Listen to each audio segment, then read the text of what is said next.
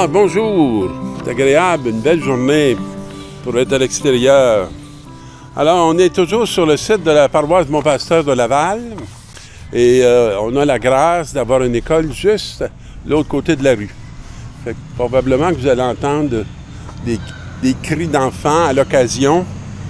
Ça nous fait du bien parce qu'il y a de moins en moins d'enfants qui souvent sont à l'intérieur. Alors, de retrouver ce monde que Dieu prépare, alors il est bienvenu. Alors aujourd'hui, c'est des textes qui vont nous parler du pardon.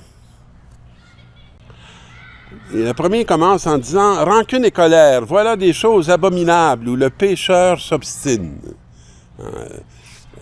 Quoi le sens du mot « s'obstiner » à rester dans la rancœur. Vous savez, le pardon, c'est pas quelque chose de ponctuel dans la vie. C'est quelque chose de continuel. Vous êtes-vous déjà arrêté pour voir, est-ce qu'il va venir me mordre les orteils, lui? Pour voir qu'est-ce qui va se passer. Bonjour. Tu as l'air bien, hein? Il n'a pas l'air d'avoir peur. Alors donc, je disais, c'est pas quelque chose de ponctuel, quelque chose de continuel. Et dans notre cœur, quand il y a rancune et colère, c'est comme si notre cœur est coloré par ces deux sentiments qui sont mortels,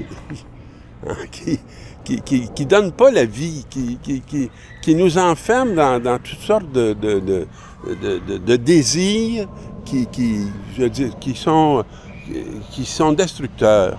Alors, qu'est-ce qu'il nous dit? L'homme qui se venge éprouvera la vengeance du Seigneur. Bon, moi, je ne pense pas que le Seigneur se venge. Mais ce que je pense, par contre, c'est que quand on établit la vengeance dans le cœur, bien, qu'est-ce que vous voulez? On a beau penser qu'on la vit envers les autres, mais on la vit envers nous-mêmes. Alors, c'est un comportement, une attitude qui est vraiment destructif. Pardonne à ton prochain le tort qu'il t'a fait, alors à ta prière, tes péchés seront remis. Alors là, il faut se situer qu'on est dans l'Ancien Testament. Le sacrement du pardon n'existe pas. Et là, il donne une voie, hein, la sagesse d'Israël donne une voie pour dire comment on obtient le pardon. Alors, il dit, bien, pardonne à ton prochain. Alors, fais sortir la rancune et la vengeance par une attitude de miséricorde, d'accueil et de non-réponse au mal. Ne réponds pas au mal par le mal, mais réponds au mal par l'amour. Et là, tes péchés te seront remis. Souvent, on se dit, comment on va se débarrasser de ces fameux péchés qui sont vraiment bien enracinés en nous? Et si un homme nourrit de la colère contre un autre homme, comment peut-il demander à Dieu la guérison? Il peut la demander, mais son cœur n'est pas disposé à l'accueillir. Hein? Puis Dieu veut bien vouloir lui donner, mais il faut qu'il dispose son cœur pour accueillir la miséricorde de Dieu. Alors lui qui est un pauvre mortel, il garde rancune. Qui donc lui pardonnera ses péchés? Pense à ton sort final. Alors là, il nous fait méditer sur nos fins dernières. Hein? Et pense au commandement et ne garde pas de rancune envers ton prochain. Alors, on ne peut pas bâtir une famille, on ne peut pas bâtir une communauté avec des cœurs remplis de rancœur. Mais on peut la bâtir dans la tendresse, dans la miséricorde. On peut la bâtir dans l'accueil de cet amour que Dieu a pour chacun de nous. Peu importe les péchés qui sont les nôtres, il est toujours disposé à les pardonner pour qu'on puisse être guéri. Et dans la deuxième lecture, je m'arrête sur l'expression « Nous vivons et nous mourons pour le Seigneur ». Nous appartenons au Seigneur, va nous dire le texte. Dans notre vie comme dans notre mort, nous appartenons au Seigneur. Ça peut nous interroger sur notre quotidien aussi. Est-ce que notre quotidien appartient au Seigneur ou il appartient à la colère? Où est-ce qu'on se situe? C'est quoi notre demeure? Et quand le Seigneur dit qu'il est le Seigneur des vivants et des morts, pour moi, c'est plein d'espérance, parce que ça veut dire que même quand on est mort, il est notre Seigneur. Et on appartient à sa grâce, on appartient à son amour, on appartient à sa miséricorde. Alors, on n'a pas à désespérer, même si on sent que le péché perdure dans nos vies. C'est pas la volonté de Dieu. La volonté de Dieu, c'est qu'on en soit affranchi. Et Pierre, dans l'Évangile, va s'approcher de Jésus, puis il va lui demander une question. « Seigneur, quand mon frère commettra des fautes contre moi, combien de fois dois-je lui pardonner? » Alors Pierre, il est encore à se demander le nombre de fois. Et ça, c'est une façon très juridique et très judaïque d'aborder la question. Et on peut bien comprendre qu'il l'aborde comme ça. Il vient de cette sagesse qui était déjà un grand pas dans toute la pensée du de l'Orient. Jusqu'à 7 fois. Jésus lui répond, je ne te dis pas jusqu'à 7 fois, mais jusqu'à 70 fois 7 fois. Qu'est-ce que ça veut dire? Et là, Jésus, il va prendre une parabole. Il va essayer de nous expliquer quelque chose qui est important pour nous. On commençait à lui emmener quelqu'un qui lui devait 10 000 talents. Dans le livre que j'ai lu de M. Bougie, Pierre Bougie, il disait que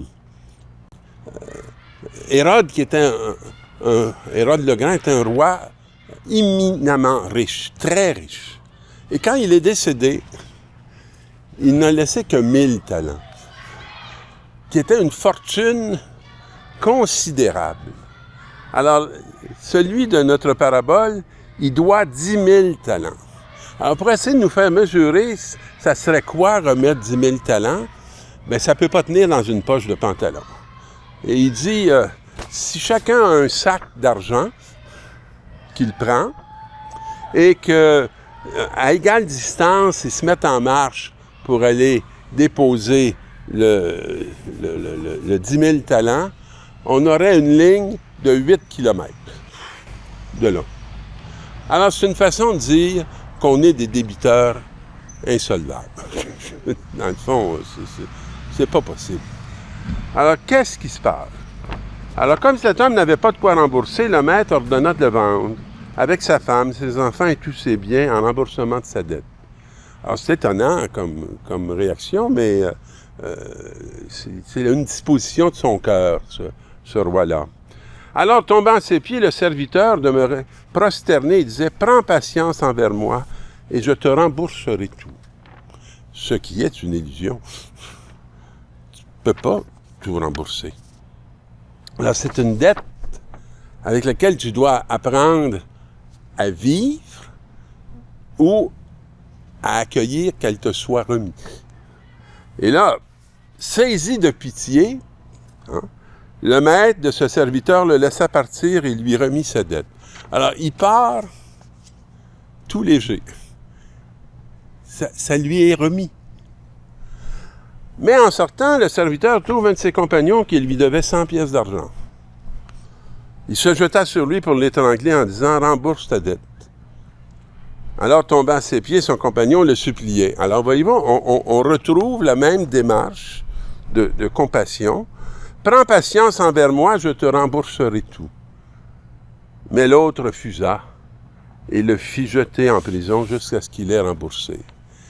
Alors, il fait payer l'autre.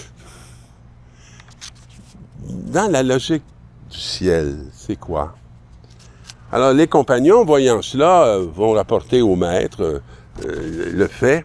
Et dans sa colère, son maître, mais c'est qui le maître de cet homme-là? C'est pas miséricorde de Dieu. C'est pas ce qu'il vient de recevoir. Il l'a même pas reçu, puisqu'il l'a même pas appliqué pour l'autre qui ne lui devait que 100 pièces d'argent. Alors, son maître, c'est un tyran. Et donc, dans sa colère, son maître le livra. Ils disent pas le maître, son maître. Alors, qu'est-ce qui maîtrise ma vie? C'est ainsi que mon Père du ciel vous traitera si chacun de vous ne pardonne pas à son frère de tout cœur. Alors, pour être pardonné, mes amis, c'est pas très compliqué. Le chemin le plus direct et le plus sûr, c'est de commencer à incarner cette attitude que Dieu a envers nous, alors nous serons sauvés.